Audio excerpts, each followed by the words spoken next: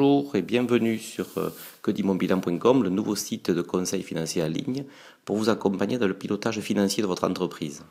Sur ce site, vous avez la possibilité de nous envoyer vos derniers bilans pour en obtenir une analyse financière complète et détaillée, ainsi que nos conseils et recommandations. En devenant client, vous aurez aussi accès à notre dictionnaire pratique de gestion courante comprenant un certain nombre d'outils pour vous faciliter vos calculs et simulations. Enfin, vous aurez accès à un module complet de formation sur le pilotage financier de l'entreprise. Et à ce titre, je vous présente ci-après un petit exemple d'un outil de formation portant sur l'optimisation de la trésorerie, ce qui bien sûr est une des préoccupations principales de vous tous, chefs d'entreprise. Dans cet outil, j'ai sélectionné 10 méthodes pour améliorer la trésorerie de l'entreprise. En particulier, je vous en présente ici 2. La première portant sur l'optimisation du poste client, bien évidemment, avec 4 solutions que nous avons, à savoir l'idée de facturer plus tôt. Je vois encore trop d'entreprises attendre la fin de la semaine, la quinzaine ou la fin du mois pour facturer. Bien évidemment, réduire le délai d'encaissement, c'est déjà réduire le délai de facturation.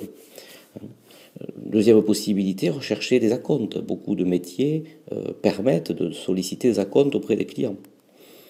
Également, négocier le délai de paiement. Même si les lois encadrent aujourd'hui les délais de paiement, rien n'empêche au cas par cas de négocier des délais spécifiques. Enfin, on peut chercher à négocier un paiement anticipé, moyennant peut-être un escompte. Quand l'entreprise est en difficulté de trésorerie, mieux vaut encaisser plus tôt, quitte à encaisser un petit peu moins. Deuxième outil, parmi les 10 qui vous seront proposés, indépendamment bien sûr de l'optimisation du BFR que nous venons de voir à travers le poste client, il faut rechercher à optimiser la structure financière de l'entreprise, c'est-à-dire le haut du bilan. Et à ce titre, plusieurs méthodes vous seront présentées. En particulier ici, j'ai choisi de mettre en avant la recherche de financement auprès des actionnaires. Alors avec bien sûr la possibilité de solliciter les actionnaires quand ceux-ci le permettent, sous forme d'avance en compte courant.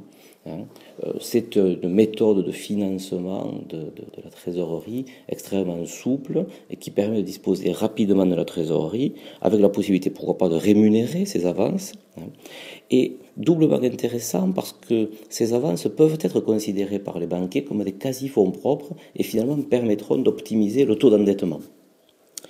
Deuxième recours possible, bien sûr, l'augmentation de capital, avec aussi à l'esprit le souci de maîtriser la composition du capital social, bien sûr.